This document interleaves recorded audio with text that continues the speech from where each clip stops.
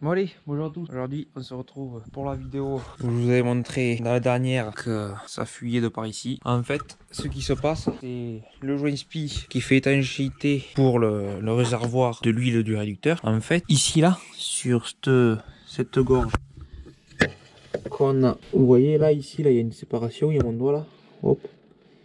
Et en fait, là, ça fait un petit plat. Et en fait, à l'intérieur de ça, là, ici, on a un joint spi à l'intérieur. Et en fait, cette pièce-là, elle a un épaulement un peu plus bas, qui est plus bas de ça.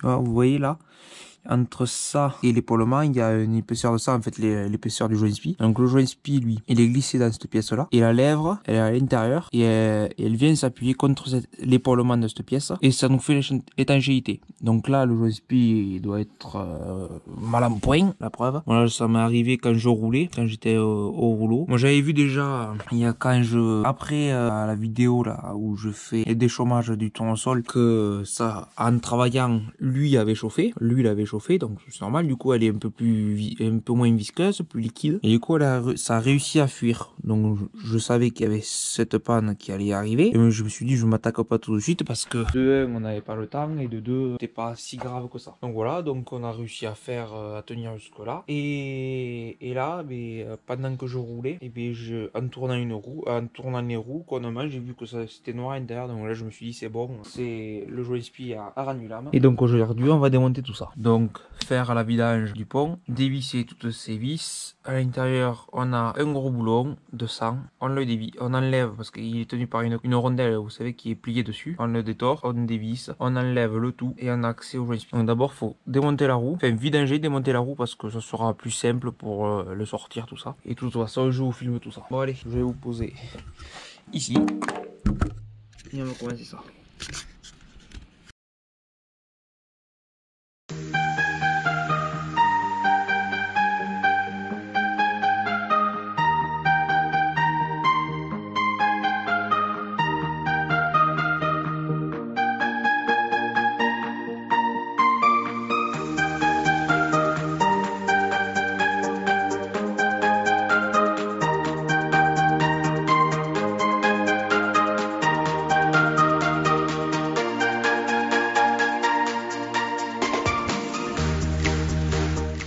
Donc voilà, là c'est calé. Bon, je cale sous les masses, c'est pas la première fois que je le fais, ça tient, normalement il n'y a pas de souci. Comme ça je vais pouvoir soulever les deux roues et comme ça je pourrai les faire tourner sans problème. Je vais quand même vérifier, comme vous voyez là il n'y a pas de frein à main.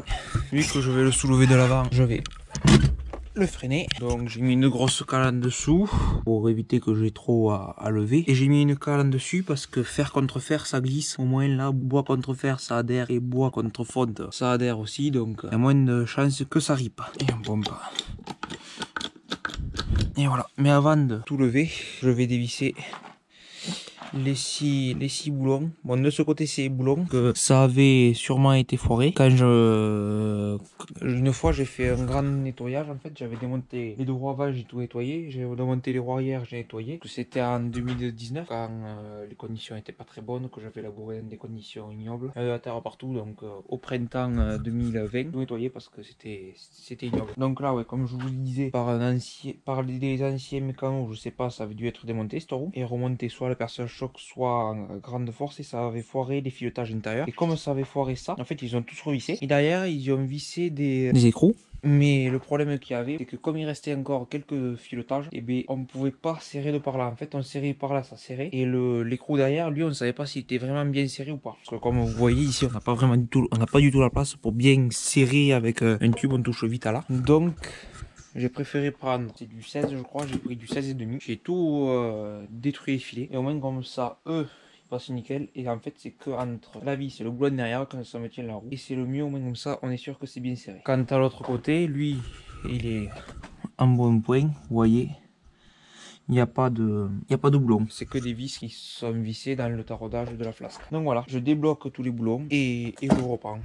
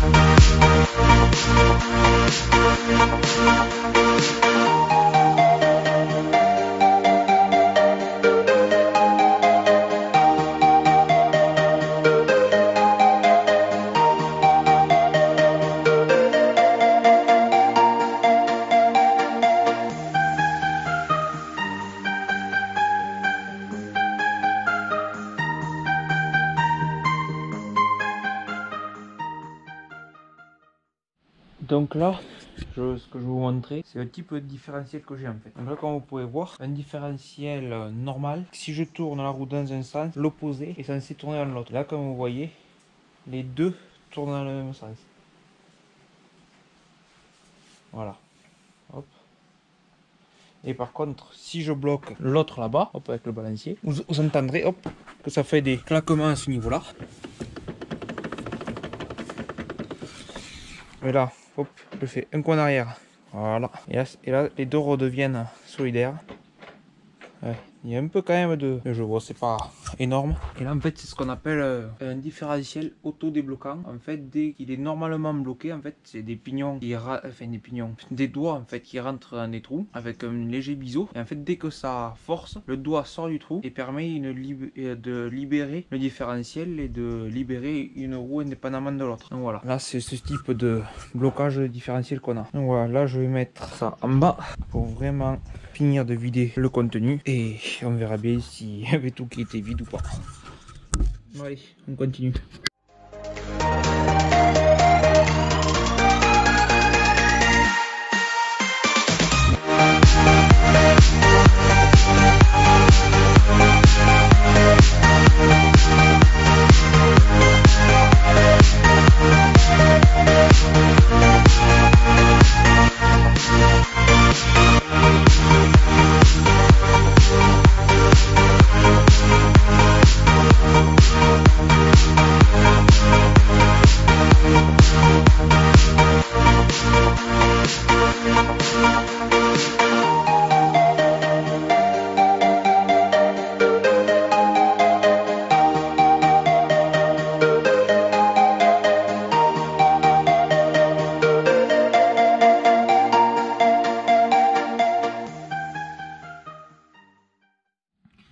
Voilà, on peut voir que la jante est dégueulasse, dû à l'huile. Donc finalement, j'ai d'abord démonté la roue. Au moins comme ça, je ne foudrais pas plus d'huile sur la roue. Hop, qu'est-ce que ça fout là-dedans ça?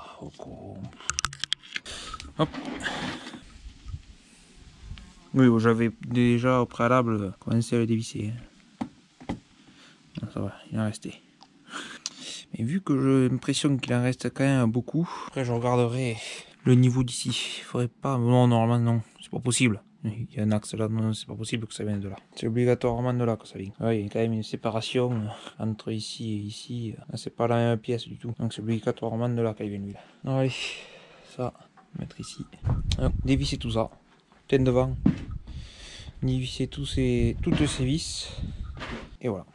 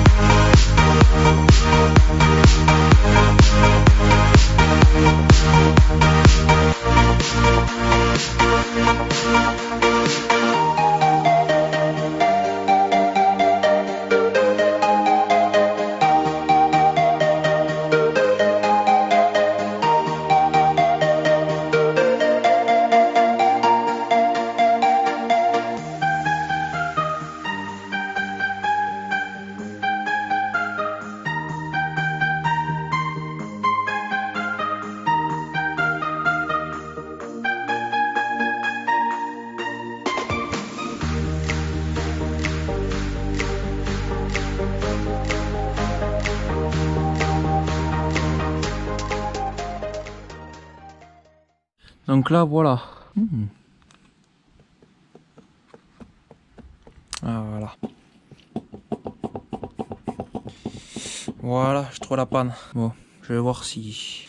Il faudrait recommander cet écrou du coup. C'est en fait le poinçon là qui permet à ce que l'écrou ne se défasse pas. C'est défait, du coup en roulant ça a dû se défaire et comme vous l'avez vu j'avais déjà changé. C'est dû à ça sûrement que ça fuit. Bon de toute façon il faut que je tombe ça, que j'enlève ça. Ça va venir et ça aussi. Bon allez.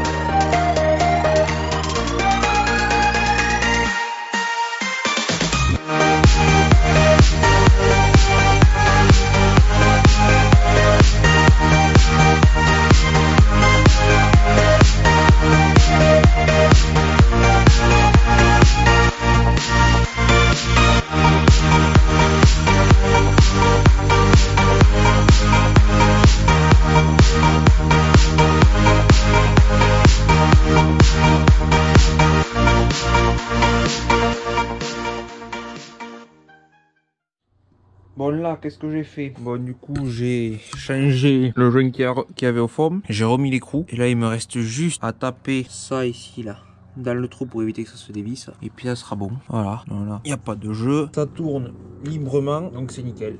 Il faudra que j'enlève la pâte à joint qui reste collée. Il va falloir bien que je frotte parce que là encore t'en es plein pour avoir une meilleure étanchéité. Voilà, je vais frotter tout ça, essayer d'enlever le maximum d'huile parce que sinon pour remettre la pâte après ça elle va pas à dérive qu'il y a l'huile. Allez.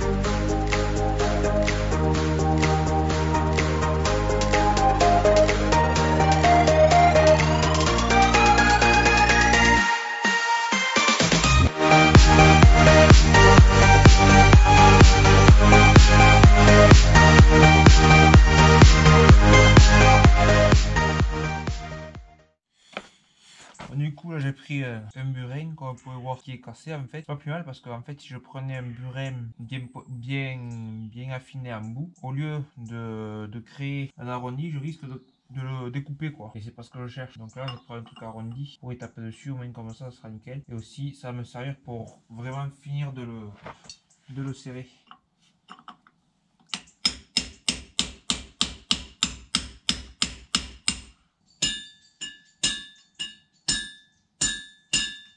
Voilà. Donc finalement, il y avait un trop gros dénivelé entre là et là et du coup j'appuyais au fond du pignon là. Bon, du coup je suis allé sur un clume et j'ai vraiment raplati au moins comme ça. Pour le prendre dans l'autre sens et me taper ça. Je vais même l'enlever ça. Oui. Je risque pas de faire de conneries. Allez, hop.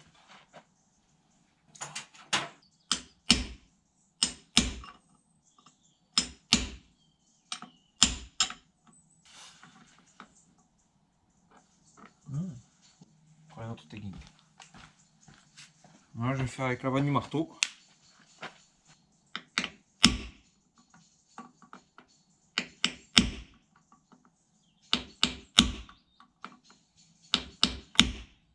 Voilà.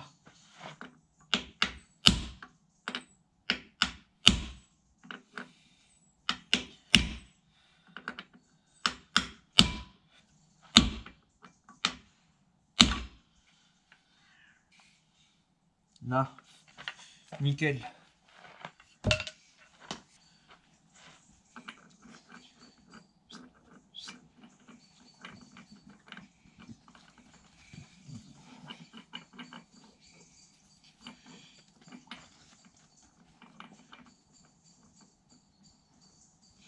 Eh bien... Ouais, quoi?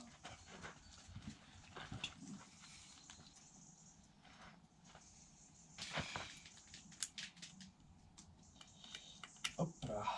Ah, c'est bon. Encore. Là, assis. Non, non.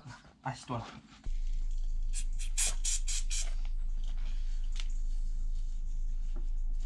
Dégraisser bien ça.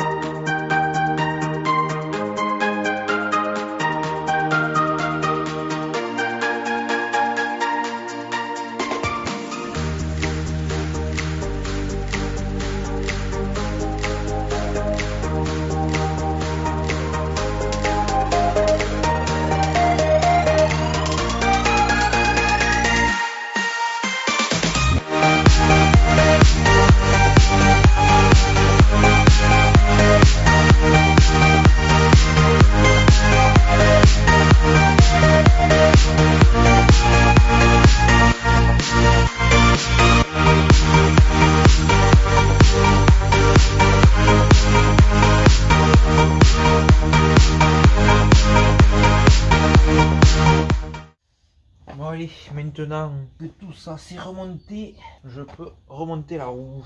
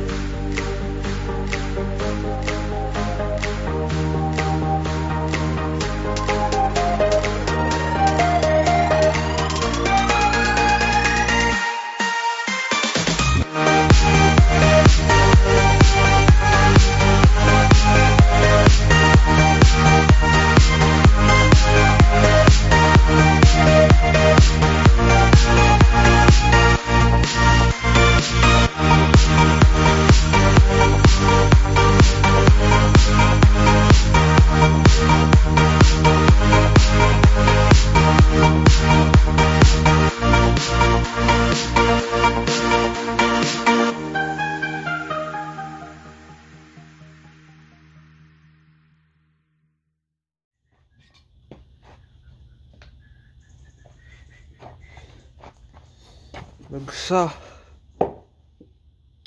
c'est celui que je changeais cette fois-ci. Bon, je me suis pas fait chier. Ici, avec un tournevis, j'ai coupé le fer. Avec celui-là d'ailleurs, vu que ici, là, il y a la moue de ça, c'est un bois frappé. C'est un tournevis à frapper. Et même comme ça, je nique pas le bois, c'est fait un truc exprès. Hop, j'ai fendu ça, commencé à le tordre, puis après j'ai chopé les tenailles et je l'ai fait sortir. Voilà.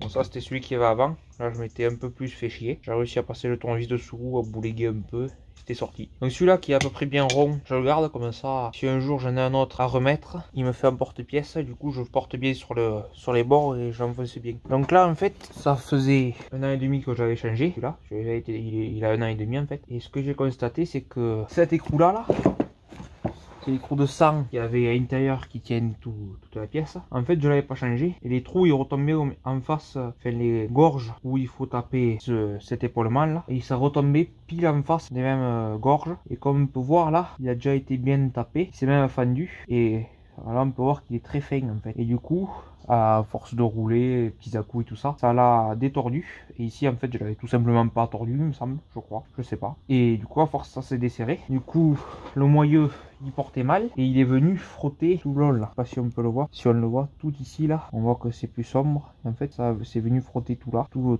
le tour. Et du coup, ça portait mal dans les joints. Ça a même dû, bon ici, je pourrais pas vous dire, mais ça a dû user un peu plus la lèvre vu que ça y forçait dessus. Et ça a fait passer lui là. Voilà. Bon, ça c'était ma faute. J'avais pas changé ça. Maintenant, parce que je savais pas qu'il fallait le changer. Et maintenant, du coup, je vais changer. Celui-là, il me servira pour faire une espèce de douille avec ça. Je souderai des morceaux de fer dessus pour vraiment bien pouvoir serrer l'écrou. Donc voilà. Et bien maintenant, il n'y a plus qu'à ranger. Donc un peu de bricolage de temps en temps. Bon, ça évite des frais, de trop gros frais. Donc là, pour jouer, on en a eu pour 24 €. Ouais, 30 € et 50 € l'écrou. Donc voilà, on s'est fait livrer ça et le soir après le travail, je suis venu remonter ça. J'espère que cette vidéo vous aura plu. Si vous avez des questions, n'hésitez pas à les poser en commentaire. N'hésitez pas à liker et à vous abonner. Allez, je vous dis à la prochaine. Ciao.